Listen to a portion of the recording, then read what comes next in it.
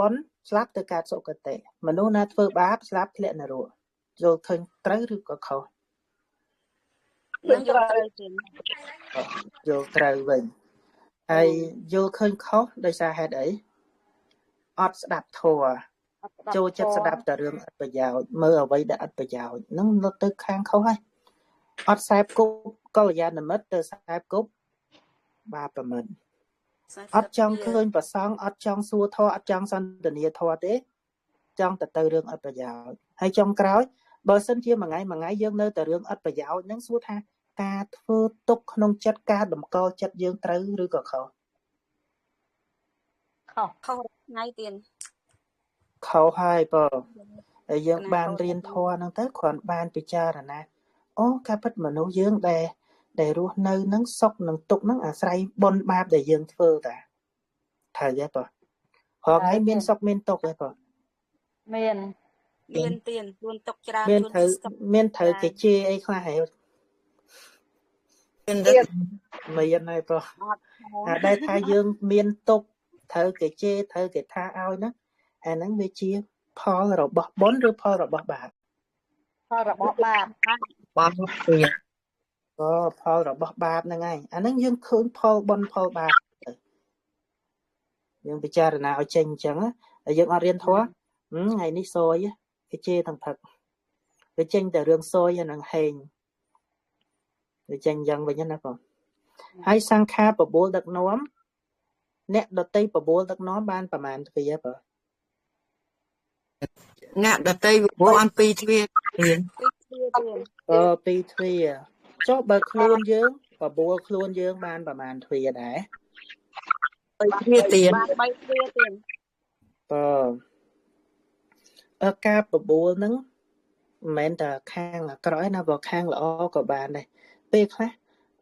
យើងត្រឡប់យើងមាសកាមុនចូលគេអញ្ចឹងតែពេលខ្លះក៏ខ្ជិលដែរអញ្ចឹងយើងខ្ជិលក៏ដោយតែយើងនៅតែបខំរៀងកាយយើងឲ្យងើបមាសកាព្រះអង្គអញ្ចឹងតែអាហ្នឹងបបួលដោយកាយទេបបួលណាបើបបួលដោយវិចារនិយាយលួងខ្លួនឯងទៅបបួលដោយចិត្តមិនបាច់ចាំទៅគិតច្រើនទេតាមផ្លូវចិត្តក៏ដោយហ្នឹងហើយអញ្ចឹងថ្ងៃហ្នឹងចប់មេរៀនប៉ុណ្ណឹងកណាទៀតលោភៈដួងទី1ដួងទី2មានសំណួរកិច្ចការចុងក្រោយ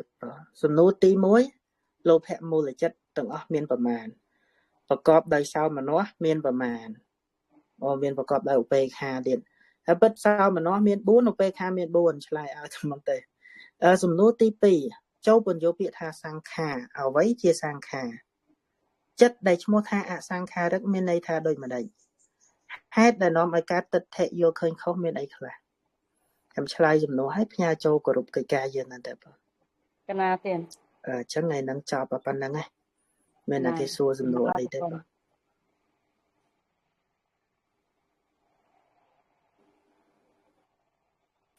គុណម្ចាស់កណាមានសំណួរមួយទៀតកណាសួរមកបងកណាគុណម្ចាស់មានសង្កេតការថាពេលយើងឃើញត្រីយើងចង់លឺគាត់ទៅលោកចាស់លឺតាទៀតចង់កណាចង់សួរថាគុណចាស់មានសង្កេតថាពេលយើងឃើញត្រីចាយើងចង់ហូបប៉ុន្តែត្រីនោះរស់ហ្នឹងគឺជាលោភៈហើយពេលលោភៈកើតហ្នឹងគឺមិនយើងមិនអាចស្លាប់បានទេក៏ប៉ុន្តែសម្រាប់ត្រីហ្នឹងគឺជាទោសៈប៉ុន្តែមិនបានជាទោសៈគុណចាស់ព្រោះទោសៈហ្នឹងគឺការខឹងតាអីប៉ុន្តែមិនបានខ្លាយទៅជាទោសៈវិញគុណចាស់ព្រោះយើងអត់ខឹងត្រីហ្នឹងផង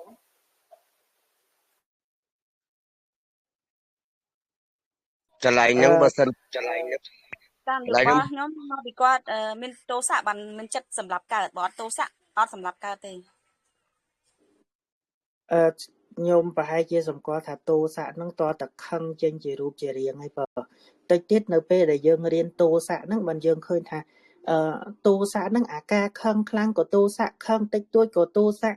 មានខឹងកម្រិតបន្តិចបន្តួចមែនក៏នៅតែជាទោសៈបានដែរបើមិនមែនតតខឹងជេរគេស្ដីឲ្យគេអញ្ចឹងបានទោសៈទេ ទៅមេរៀនទោសៈញោមណារត់បានយកមេរៀន កណា ក៏អញ្ចឹងសន្មតថាចប់ប៉ុណ្ណា អង្គណាសុំសួរមួយ ក៏ អង្គលោភៈប្រកបដោយទិដ្ឋិកតសម្បយុទ្ធនិងទិដ្ឋិកតវិបយុទ្ធលោភៈពីរហ្នឹងមួយណាបាបធ្ងន់ជាងអង្គ លោភៈដែលមានទិដ្ឋិបាបធ្ងន់ជាងបើព្រោះបុគ្គលដែលយល់ឃើញខុសហ្នឹងវាអត់ដែលនាំធ្វើសេចក្តីល្អឲ្យកើតទេមកពីលោភៈយល់ឃើញខុសហ្នឹងឯងអាចធ្វើបាបបានគ្រប់ប្រភេទតែមក កណា អញ្ចឹងសន្មតថា